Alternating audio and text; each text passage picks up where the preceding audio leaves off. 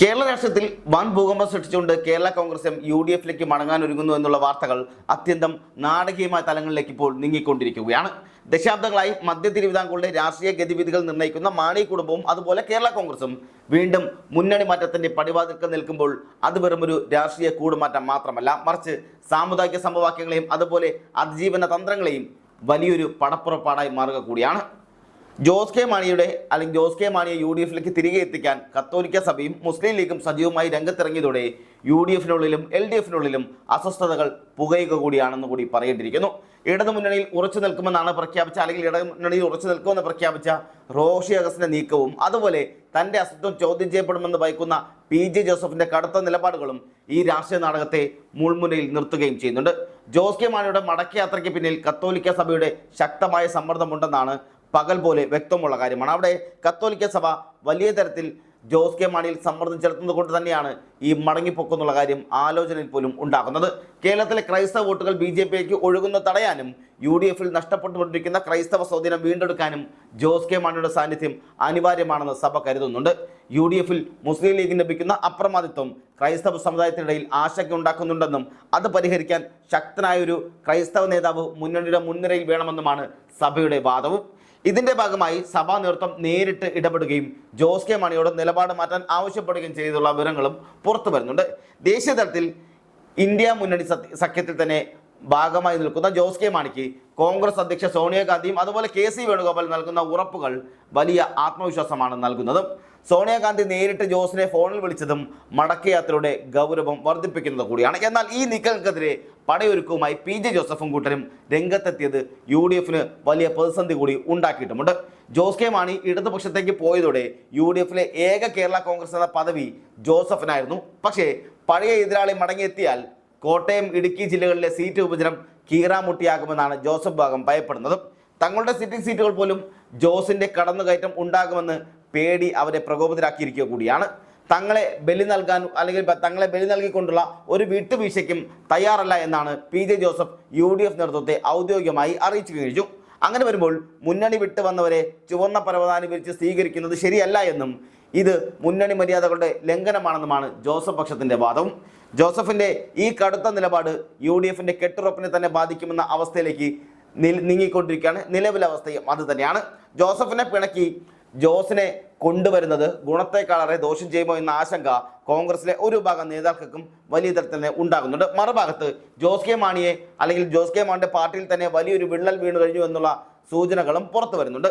ഇടതുമുന്നണിയിൽ മന്ത്രിസ്ഥാനം അലങ്കരിക്കുന്ന റോഷി അഗസ്റ്റിൻ താൻ LDF-നൊപ്പം തുടരുമെന്ന് പരസ്യമായി പ്രഖ്യാപിച്ചത് വലിയ ചർച്ച കൂടിയായിട്ടുമുണ്ട്.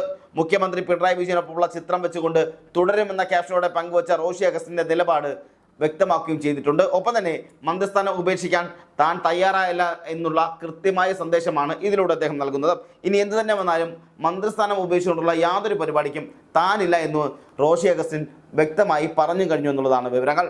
MLA-മാരായ പ്രമോദ് നാരായണനും N ജയരാജും ഈ വിഷയങ്ങളിൽ പുറത്തുന്ന മൗനം പാർട്ടിക്കുള്ളിലെ ഭിന്നതയുടെ ആഴവും വ്യക്തമാക്കുന്നുണ്ട്. എന്നാൽ ജോബ് മൈക്കിളും അതുപോലെ സെബാസ്റ്റ്യൻ കുളത്തിങ്കലും ജോസ് കെ മാണിക്കൊപ്പം നിൽക്കുന്നു എന്നുള്ളതും ഇവിടെ പറയേണ്ട കാര്യമാണ്. പാർട്ടിയെ പുലർത്താതെ ഈ പ്രതിസന്ധി മറികടക്കുക എന്നത് തന്നെയാണ് ജോസ് കെ മാണിക്ക് മുന്നിലെ അഗ്നിപരീക്ഷ.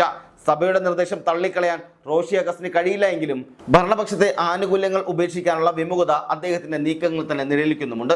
മുസ്ലിം ലീഗിന്റെ നിലപാട് ഈ വിഷയത്തിൽ ഏറെ ശ്രദ്ധേയമായി കൂടി എടുത്തു പറയേണ്ടിയിരിക്കുന്നു. മുന്നണി വിപുലീകരണത്തിന്റെ ഭാഗമായി ജോസ് കെ മാണിയെ സ്വാഗതം ചെയ്യുന്ന ലീഗ് ഇതിനായി വലിയ വിട്ടുവീഴ്ചകൾക്ക് പോലും തയ്യാറാകുന്നുണ്ട് എന്നുള്ളതാണ് പ്രധാനപ്പെട്ട കാര്യം.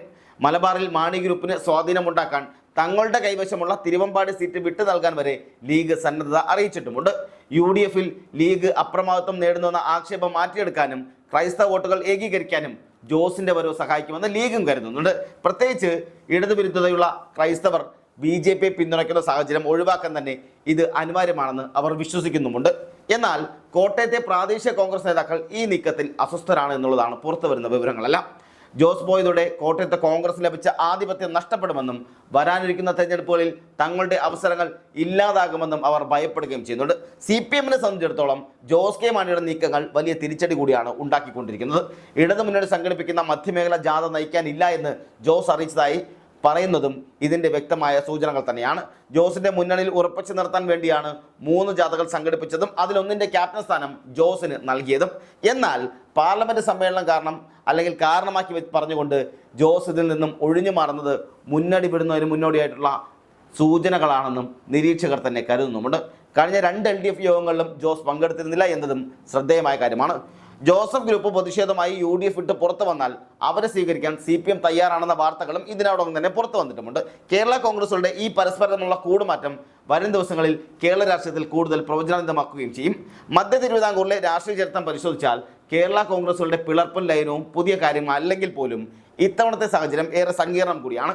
സഭയുടെ സമ്മർദ്ദം, ലീഗിന്റെ തന്ത്രപരമായ പിന്തുണ, ജോസഫിന്റെ കടുംപിടുത്തം, റോഷി അഗസ്റ്റിന്റെ വെല്ലുവിളി എന്നിവയെല്ലാം ഒത്തുചേരുമ്പോൾ ജോസ് കെ മാണിക്ക് എളുപ്പത്തിലൊരു തീരുമാനമെടുക്കാൻ കഴിയില്ല എന്നത് ഇവിടെ മനസ്സിലാക്കാൻ സാധിക്കും. UDF വഞ്ചിച്ച് പോയവർക്ക് തിരിച്ചു വരാൻ എളുപ്പവഴി ഒരുക്കുന്നത് വഞ്ചനയാണെന്ന ജോസഫ് പക്ഷത്തിന്റെ വാദം അണികൾക്കിടയിലും വലിയ ചർച്ചയും ഉണ്ടാക്കുന്നുണ്ട്. കോട്ടയത്തും ഇടുക്കിയിലും ജോസ് കെ മാണിക്കെതിരെ പ്രതിഷേധ പോസ്റ്ററുകൾ പ്രത്യക്ഷപ്പെടാൻ തുടങ്ങുകയും ചെയ്തിട്ടുണ്ട്.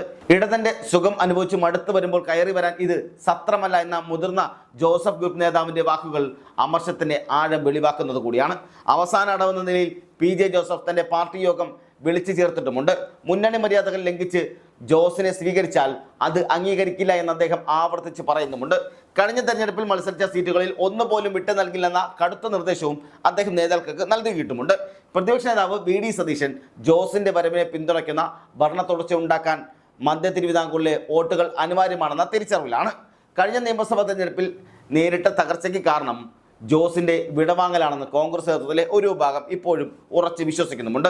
വർഷങ്ങളായി കേരള കോൺഗ്രസിലെ അല്ലെങ്കിൽ കേരള രാഷ്ട്രീയത്തിലെ തന്നെ നിർണായക ഘടകമായ കേരള കോൺഗ്രസിന്റെ ചരിത്രം എപ്പോഴും പിളർപ്പുകളുടെയും അതുപോലെ ലയനങ്ങളുടെയും കഥയായി തന്നെ മാറി മറിയുന്നത് കൂടിയാണ്.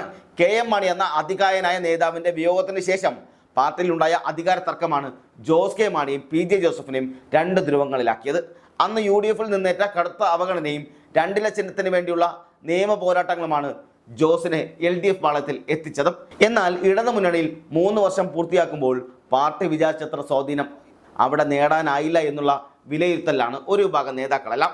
LDF നയങ്ങൾ പലപ്പോഴും ക്രൈസ്തവ താല്പര്യങ്ങൾക്ക് വിരുദ്ധമാണെന്ന സഭയുടെ നിലപാട് ജോസിന് വലിയ തരത്തിലുള്ള വെല്ലുവിളികൾ ഉണ്ടാക്കുന്നുണ്ട്. പ്രത്യേകിച്ച് ബഫർ സോൺ വിഷയത്തിലും കാർഷിക മേഖലയിലെ പ്രതിസന്ധികളിലും ഇടത് സർക്കാരിനെതിരെ മലയോര മേഖലയിൽ ഉയർന്ന പ്രതിഷേധം ജോസ് കെ മാണിയുടെ വോട്ട് ബാങ്കിനെ പോലും ബാധിച്ചിട്ടുമുണ്ട്.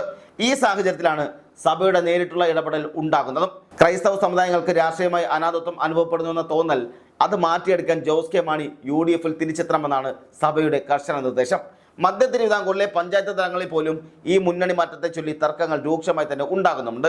പ്രാദേശികമായ തർക്കങ്ങളും വിദ്വേഷങ്ങളും നിലനിൽക്കുന്ന കോട്ടയം ജില്ലയിലെ ഇരുവിഭാഗവും കേരള കോൺഗ്രസുകളും അതുപോലെ തന്നെ അതായത് 2 വിഭാഗം കേരള കോൺഗ്രസുകളും ഒരേ മുന്നണിയിൽ വരുന്നത് വലിയ തലവേദന ഉണ്ടാക്കുകയും ചെയ്യും. പാലാ, കടുത്തുരുത്തി, ചങ്ങനാശ്ശേരി തുടങ്ങിയ മണ്ഡലങ്ങളിൽ സീറ്റ് വിഭജനം നടക്കുമ്പോൾ ആരെയൊക്കെ തൃപ്തിപ്പെടുത്തുമെന്നത് കോൺഗ്രസ് നേതൃത്വത്തിന്റെ വലിയ കീറാമുട്ടിയായി നിൽക്കുകയും ചെയ്യും. PJ ജോസഫിനെ സംബന്ധിച്ചോളം നിലനിൽപ്പിന്റെ പോരാട്ടം കൂടിയാണത്. ജോസ് വന്നാൽ തങ്ങൾ 2ാം നിരയിലേക്ക് തള്ളപ്പെടുമെന്നും പാർട്ടി പിളർത്തി കൂടുതൽ പേർ ജോസിനൊപ്പം ചേരുമെന്നും ജോസഫ് ഭയപ്പെടുന്നുമുണ്ട്. അതുകൊണ്ട് തന്നെ UDF നേതൃത്വത്തിന് മേൽ കടുത്ത സമ്മർദ്ദം ചെലുത്താനാണ് അദ്ദേഹത്തിന്റെ തീരുമാനവും. ആവശ്യപ്പെട്ടാൽ ഹൈക്കമാൻഡിനെ നേരിട്ട് കണ്ട് തന്റെ അതൃപ്തി അറിയിക്കാനും അദ്ദേഹം മടിക്കുകയുമില്ല. UDF കെട്ടിപ്പടുക്കാൻ താൻ നടത്തിയ പ്രശ്നങ്ങൾ അല്ലെങ്കിൽ പ്രയത്നങ്ങളെല്ലാം വില കൽപ്പിക്കണമെന്നും വഞ്ചകർക്ക് വേണ്ടി തന്നെ ഒതുക്കരുതെന്നുമാണ് അദ്ദേഹത്തിന്റെ പക്ഷമുള്ളവർ എല്ലാം പറയുന്നത്. അദ്ദേഹം ആവർത്തിച്ച് പറയുന്നത് ഇതൊക്കെ തന്നെയാണ്. എന്നാൽ VD സതീശനും K സുധാകരനും അടങ്ങുന്ന നേതൃത്വം പ്രായോഗിക രാഷ്ട്രീയത്തിനാണ് മുൻഗണന നൽകുന്നത്. ഭരണം തിരിച്ചുപിടിക്കാൻ മധ്യ തിരുവിതാംകൂറിലെ മാണി ഗ്രൂപ്പിന്റെ വോട്ടുകൾ അത്യാവശ്യമാണെന്ന് തന്നെയാണ് അവർ മനസ്സിലാക്കുന്നത്. ഇടതുപക്ഷത്ത് റോഷി അഗസ്റ്റിൻ നടത്തുന്ന നീക്കങ്ങൾ ജോസ് കെ മാണിയെ സമ്മർദ്ദത്തിലാക്കുന്നുണ്ടെങ്കിലും അതൊരു തന്ത്രപരമായ നീക്കമാണോ എന്നും സംശയിക്കേണ്ടത് കൂടിയാണ്. മന്ത്രിസ്ഥാനം നിലനിർത്തിക്കൊണ്ട് തന്നെ മുന്നണി മാറ്റം വൈകിപ്പിക്കാനാണോ റോഷി ശ്രമിക്കുന്നതെന്ന് സംശയിക്കുന്നവരും ഇതിൽ പെടുന്നുണ്ട്. എന്നാൽ അദ്ദേഹത്തിന്റെ പിന്നിൽ LDF ചില ഉന്നത നേതാക്കളുടെ പിന്തുണയുണ്ടെന്നും വ്യക്തമാകുന്നുണ്ട്.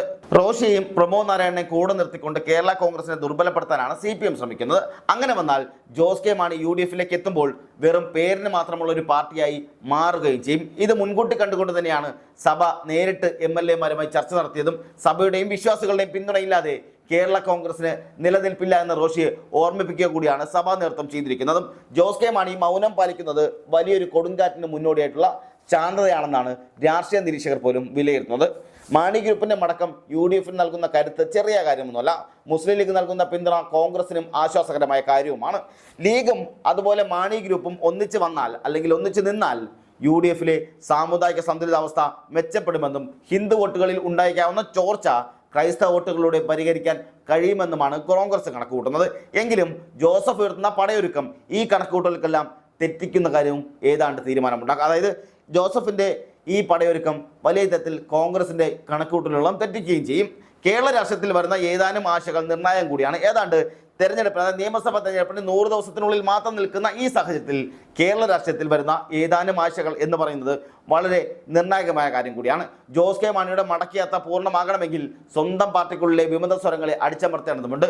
PJ ജോസഫിനെ അനുനയിപ്പിക്കാൻ കോൺഗ്രസ് ഏതൊക്കെ സീറ്റുകൾ വിട്ടു നൽകുമെന്നതും കണ്ടറിയേണ്ട കാര്യം കൂടിയാണ്. കേരള കോൺഗ്രസ് UDFിലേക്ക് മടങ്ങുന്നത് ഇടതുപക്ഷത്തിന്റെ കോട്ടകളിൽ വിള്ളലുണ്ടാക്കുമോ എന്നും വരാനിരിക്കുന്ന തെരഞ്ഞെടുപ്പിൽ ഇത് UDFിന് ഗുണകരമാകുമോ എന്നുള്ളതും രാഷ്ട്രീയ കേരളം ഉറ്റുനോക്കുന്ന കാര്യം കൂടിയാണ്. സഭയുടെ നിർദ്ദേശങ്ങൾ ശിരസാ വഹിച്ചുകൊണ്ട് ജോസ് കെ മാണി തന്റെ അടുത്ത നീക്കം ഉടൻ പ്രഖ്യാപിക്കുമെന്നാണ് കരുതപ്പെടുന്നത്. റോഷി അഗസ്റ്റിന്റെ തുടരുമെന്ന പ്രഖ്യാപനം വെറുമൊരു ഫേസ്ബുക്ക് പോസ്റ്റിൽ ഒതുങ്ങുമോ അതോ പാർട്ടിയിൽ മറ്റൊരു പിളർപ്പിന് വഴിവെക്കുമോ എന്നതും വരും ദിവസങ്ങളിൽ വ്യക്തമാവുകയും ചെയ്യും. എന്തായാലും മധ്യ തിരുവിതാംകൂറിലെ രാഷ്ട്രീയ ചിത്രം മാറുക കൂടിയാണ്. അധികാരത്തിനായുള്ള ഈ വടംവലിയിൽ ആര് ജയിക്കും ആര് തോൽക്കുമെന്നത് കേരളത്തിന്റെ ഭാവി രാഷ്ട്രീയത്തെ സ്വാധീനിക്കുന്ന പ്രധാന ഘടകമായി മാറുകയും ചെയ്യും. വഞ്ചനയുടെയും അതിജീവനത്തിന്റെയും പുതിയ അധ്യായങ്ങൾ കേരള രാഷ്ട്രീയത്തിൽ എഴുതപ്പെടുക കൂടിയാണ്.